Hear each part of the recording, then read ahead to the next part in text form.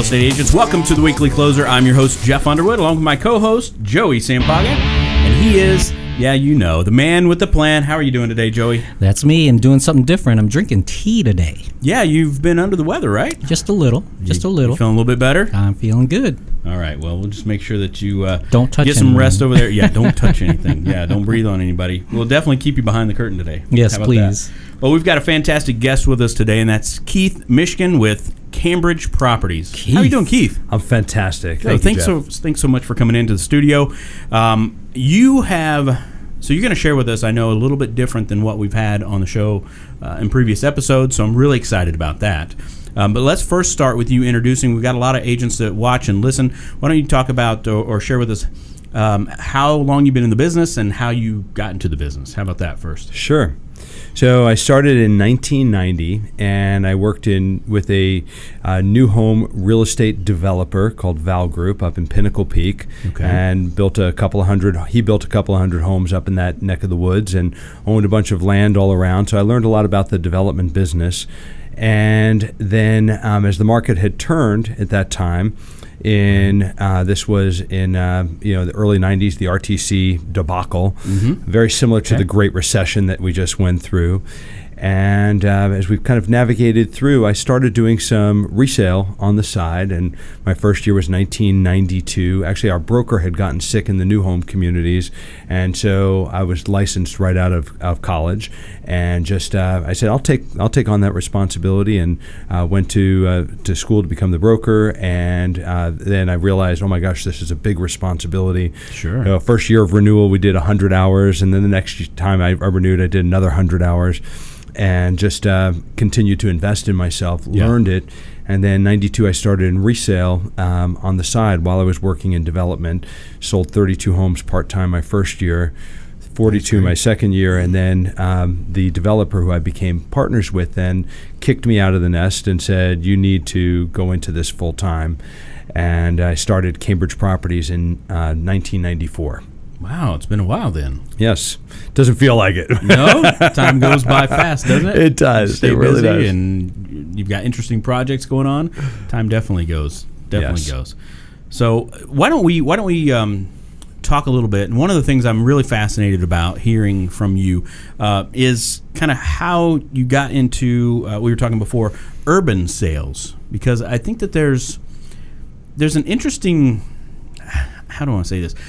Kind of a demographic shift in things happening right now, I think, just in America in general, and the thoughts of the outskirts, buying way out versus wanting to be closer in to where the action is. And True.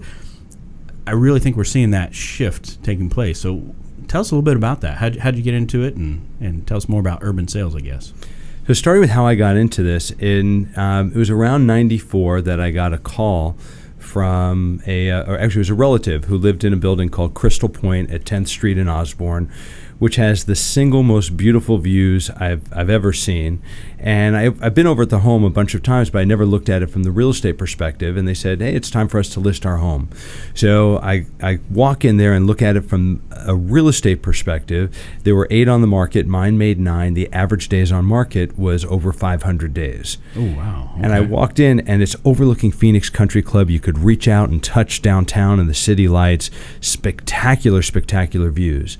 So I said, all right, well, I have a responsibility. I need to go and sell this. And so I just started to become this urban advocate, the urban evangelist. Sure. There we go. Yeah. Amen. Yeah. And I just started marching hundreds and hundreds of agents and buyers and prospects through. I wound up selling 8 of those 9, and actually at one point had gone on to sell 20 of the trailing 23 sales in there. Wow. And one of the things I kept hearing from there was, oh my God, I love this lifestyle, because I grew up in New York City and I grew up in the lifestyle. So I understood how to articulate it.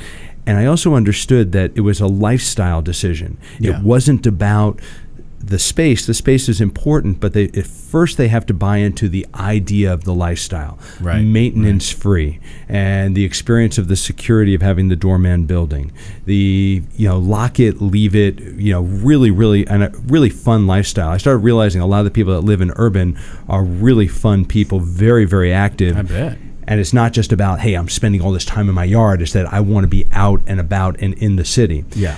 But I kept hearing from buyers as I would take them through and say, I love this if only this was in a little bit more of a walkable location where I can live, work, play. This was this, this phrase that I kept hearing. I want to be able to, walk to work, walk to the things I play.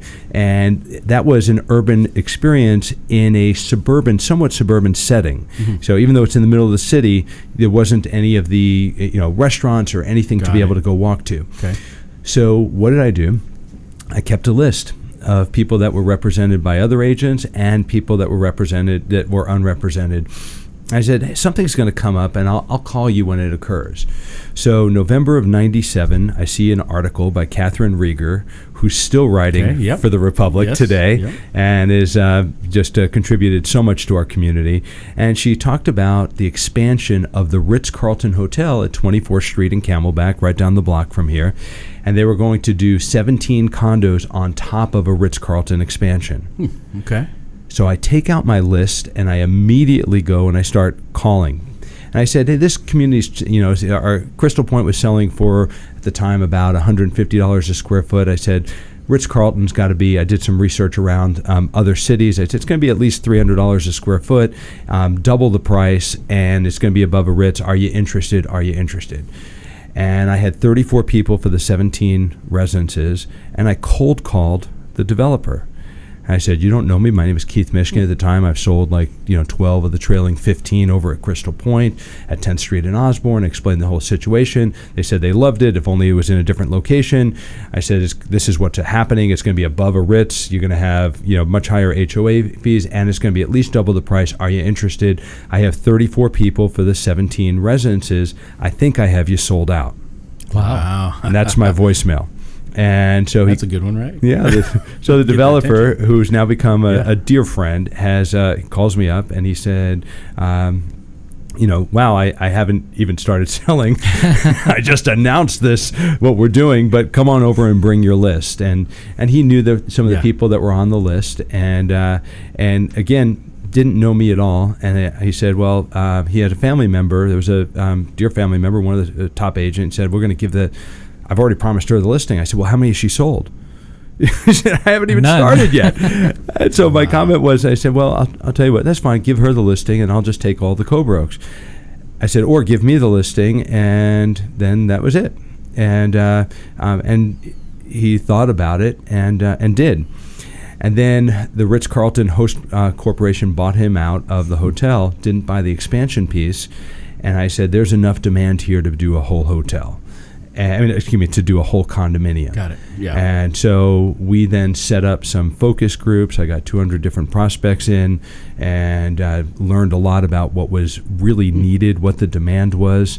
And doing these focus groups was very, very, very helpful. And things that we thought were important were not important. Sure. Things that we didn't think was important, we realized was important.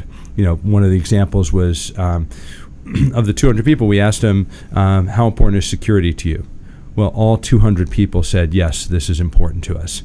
And so that was obviously a very important, feature. Feature that we had to do.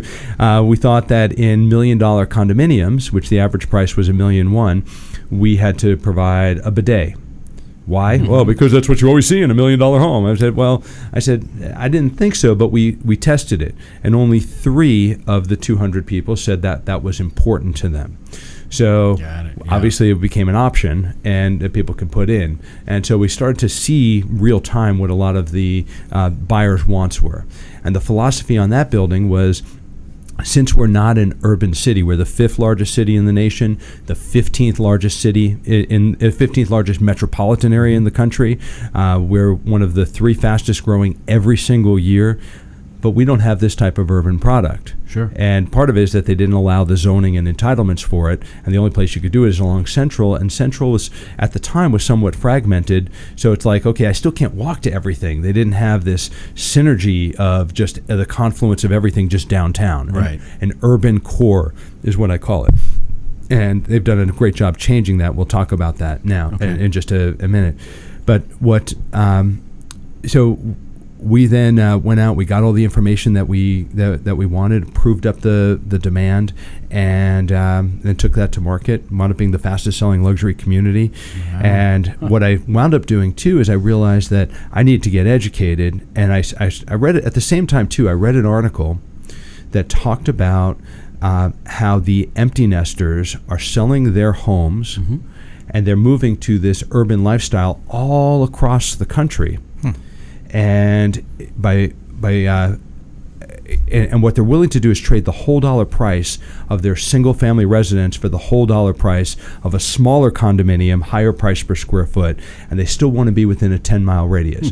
So I recognize that this one now at Esplanade Place was going to be the first one coming out. So we said, let's create single family floor plans, larger, in an urban experience. And they brought in the Pivotal Group, who was the developer, brought in Jeff Edmonds, and who's the top residential luxury builder at the time, and they designed these tremendous floor plans, and they felt like single family plans in this urban experience. So we were able to deliver the best of both worlds, and as I shared, it wound up being the fastest selling community.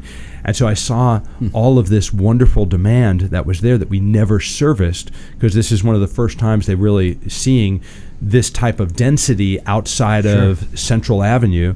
And so I said we better get educated, and I also landed a couple of other developers at the time. So what I then did is I said, all right, it's all about education to me, and as I shared from the start, I always taken a ton more education than I've ever needed. Yeah, you talked about that, And so I went and I hired the top urban expert in South of Market of San Francisco, the top urban expert in the Lodo district in Denver, the top one in Lincoln Park and and some of the other great areas in Chicago. And I went to the Gaslamp district in San Diego and did the same thing. And just paid an agent for, I said, for 2 days, I want you to just take me around. Here, I'll give you, what would be today probably a couple few $1,000s. Yeah. And show me every subdivision. I'm not a buyer, but good things will come from this from you. And I learned. I saw 35 different new home communities and the presentations from the best of the best of the best, and I gleaned a lot of things from that. That's a great idea. Yeah. And so that was my. I have to do that. Would my wife sign off on that just to let me go? Let me go check out some places. Everything great down, education. Everything down on the beach anyway. But anyway. It sounds like this whole thing sounds like almost to me like one of the episodes from $1 Million Listing or something, right? You went in there, you sold it out, it's done. I think I've got it all sold. No, this is great. I think the urban thing is. I'm personally interested in it because I think that's just what my wife and I are kind of leaning towards. As the kids. Wait, they don't do urban on beaches. Well, you know what I mean. If I had to have a place somewhere. Outside of the beach, no. Yeah, but my wife and I, when we moved into the building, and and we loved it. It was like one of the things I wanted to prove was literally every single day we hit a different restaurant and walked to it. See, that's awesome. That's cool. That's what Heather and I want to do. That's right. You and Heather. Yeah, we actually started shopping around downtown a little bit, so. It's great. It's fun. It's really, really fun. You could be as public or as private as you want.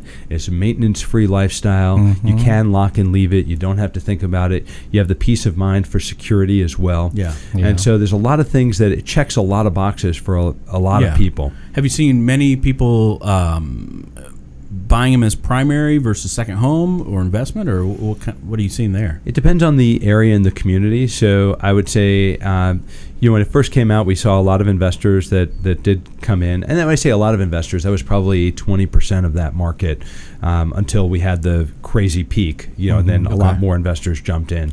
Got it. And it's been very interesting, too. So I do see predominantly primary residents that are there, primary and secondary. So in the luxury market, a lot of these people own multiple residences. Right.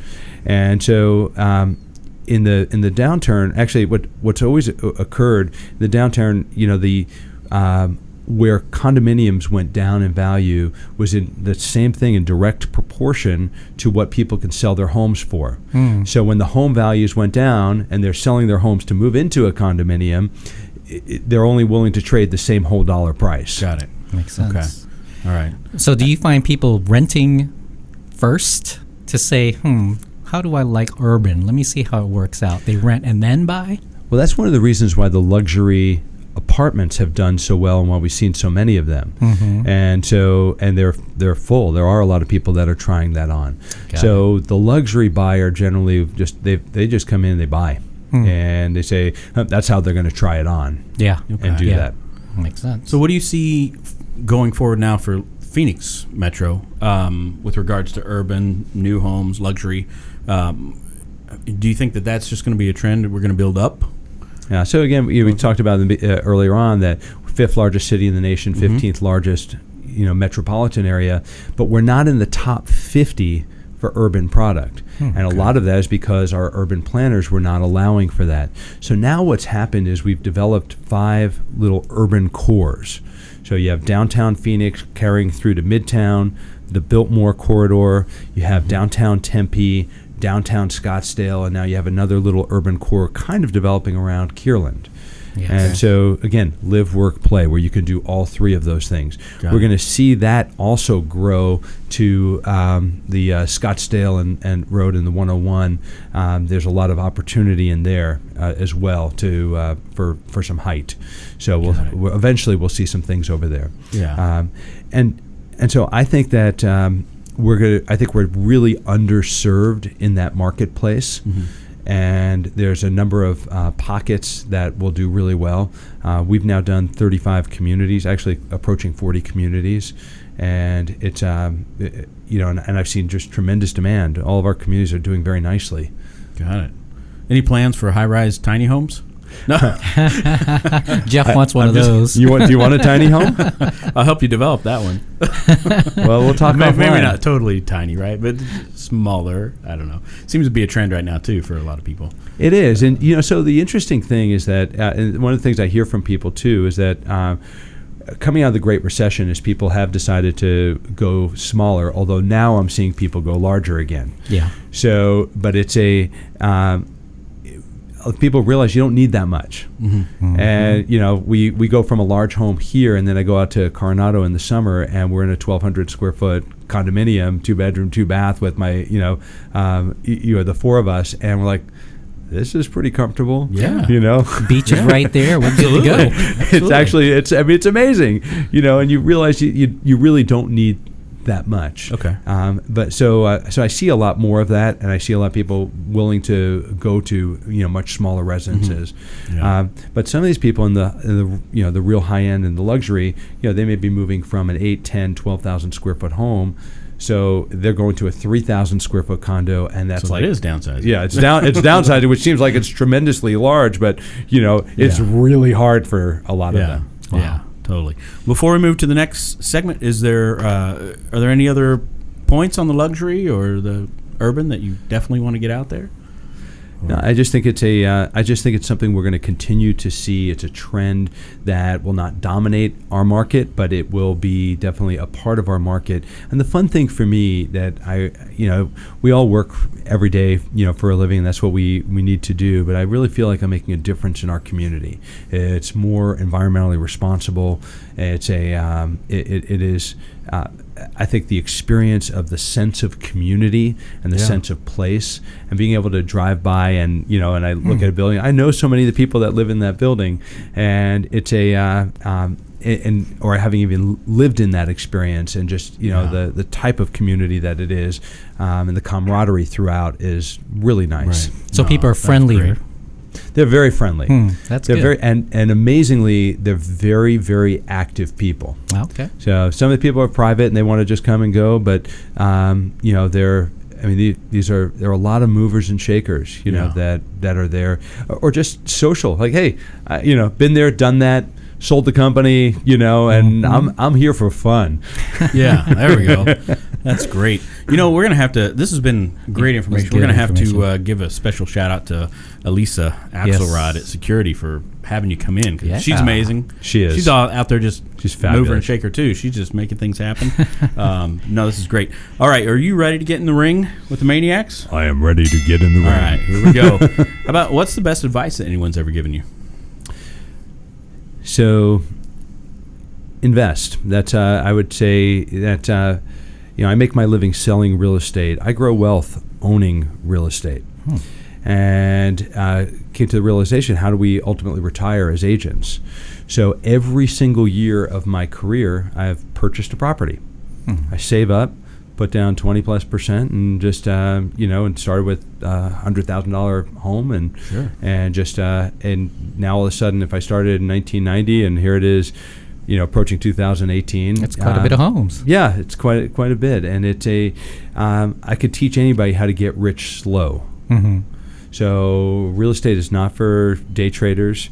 We had a short period of time in this last Great Recession where there was that opportunity. But other than that, it's not for that. It's long term. And so even if you look at from 1990 through 2007, before you had the crazy run up, or 2006, it's you had an average of 3.2% growth. And where can you go ahead and buy something? The simple example, on that house I was describing. So $125,000, I put $25,000 down. Had a mortgage of $800 a month, PITI. Yeah, I'm renting it for $1,300. That's a $500 a month spread. So let's call it $5,000 a year. It's $6,000. Let's call it $5,000 a year, divided by my $25,000 investment. That's a 20% return. Oh, and by the way, I have depreciation, so I didn't have to pay any taxes on that. Right. And and I'm paying down my mortgage, every year. It's a good deal. And even in the downturn, I actually chose not to sell anything because I own it for cash flow. So when you look at this and you say, long term, if I'm making $5,000 a house, how many homes do I need to own that will take care of me? And so my wife, on the one hand, she thought it was a little bit crazy because oh my God, we lost. That same house that I bought for $125 went to $450 and then it was worth $200. Yeah. And I'm like, oh my God, we lost $250,000. That's crazy. I've said, no, we're making $5,000 a house times each of these homes. Why do you think I don't have stress? Yeah. So it's, that's just a paper loss. I'm in it for the long term. And it's recovered. It's not to 450, but it's 350. Sure. And by the way, so I now own it free and clear. So it's what kind of percentage return on that is on my $25,000 investment, right? And so I really, really strongly advise people to do that. Another interesting thing that happened was I had some clients that were looking for investments, and I kept selling them the investment. They'd put it under contract, and then they wouldn't go forward on it, and it would just drive me nuts. They'd cancel escrow on the 10th day. I'm like, no, I would have bought it. And so actually I then started buying the house, put it under my name, and then I call up my clients, and I'd offer it to them. I said, I have this. I'm going to buy it. If you want it, no markup. I'll just take the commission. Yeah.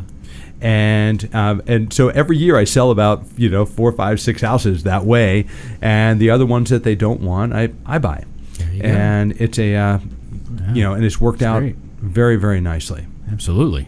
Awesome. Oh, that's great. How about a favorite mobile app? Favorite mobile app, the HP12C.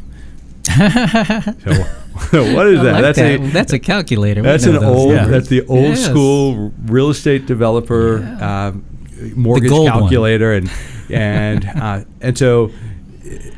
I saw all these developers that were working with that. Of course I took a class at one of the real estate schools to learn how to go and use it, and future value and all that stuff. Future value, present value, and it's and obviously I use it for mortgage every day just to figure out what the mortgage payment is, and it's so. I'm on that probably 5 times a day. Wow, okay. And everybody looks at it like, how do you use that? I found mine the other day cleaning out. Did you garage. really? Yeah, I was cleaning out too, and I found I actually kept it. Yeah, I kept mine too. Yeah, those things cost a lot of money. They cost like $60, $70 to buy it, but the app's only $5. So there we go. Oh yeah, I'll have to get that then on there. Okay, how about a book recommendation? So I love reading all the old school greats. If you haven't read, even just as simple as Dale Carnegie, How to Win Friends and Influence People. I've read so many of Zig Ziglar's books and Tom Hopkins' books. Tom is a local, is a one of our local celebrities here, and total gem. And I just met him actually for the first time a couple years ago, and I had listened to his tapes many times. Those, the cassette tape.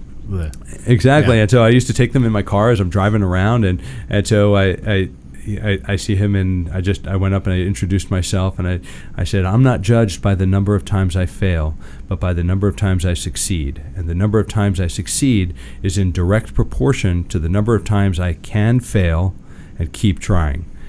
And that's his championship creed. He's like, and then I started rattling off all these other quotes of his. One of my favorites is, I never see failure as failure, but only as the negative feedback I need to change course in my direction. And he has a whole series of those. And then I love, I never see failure as failure, but only as the opportunity to develop my sense of humor. That's really good. Yeah, man, it's been a long time since I heard that name. Yeah, and just brush them off. I mean, they're fantastic. A lot of them are real estate focused, and obviously there's some great trainers out there. I just think it's so important for us. Every year I continue to invest in my education, and so I may be the broker, and we may have 90 people that work with us, but it's you got to invest in education, and Absolutely. So I continue to do that. All right. How about a productivity tool or software that you use on a regular basis? Productivity or software? What do I use here? Well,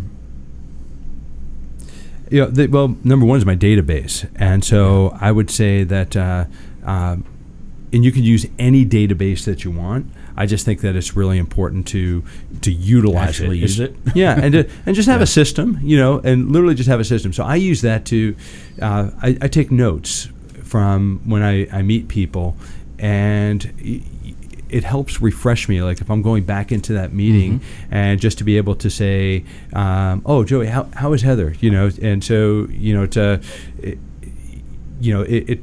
it shows another level of caring. That's right. And I am sincere in that. But I think that it's a good but now I remember. A good reminder of what your last conversation. Absolutely. That's great.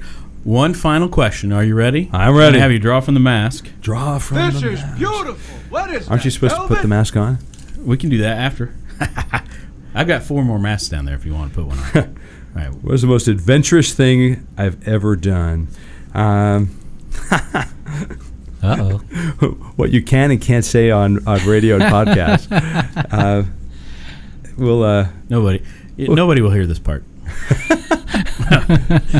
So fun story. I've done a lot of travel, and especially before we had the blessing of starting a family. So I've been to 35 countries, and when I graduated college, my buddy and I were backpacking Europe, and being brilliant college graduates, we just heard the government of East Germany resigned. So we said, let's go see a country with no government. So we travel out there on our Eurail pass, and we get there the night before. There was a rally, 300,000 people. Nothing's going on, but nothing was going on our night. We went through Checkpoint Charlie. We were talking to a bunch of East Germans. They're talking about the situation, how they just want freedom. They want to be able to travel, And so we come back, it's about 10 o'clock at night, we're coming back through Checkpoint Charlie, and I see off in the distance, kind of like the equivalent of the opposite side of a football stadium, I see about 200 people there, and some flashes go off, and I have a little backpack on, and we're looking at that, and like, they're flashing at us, and so we start waving, and then a ton of flashes go off. So then we're like, thank you, Germany!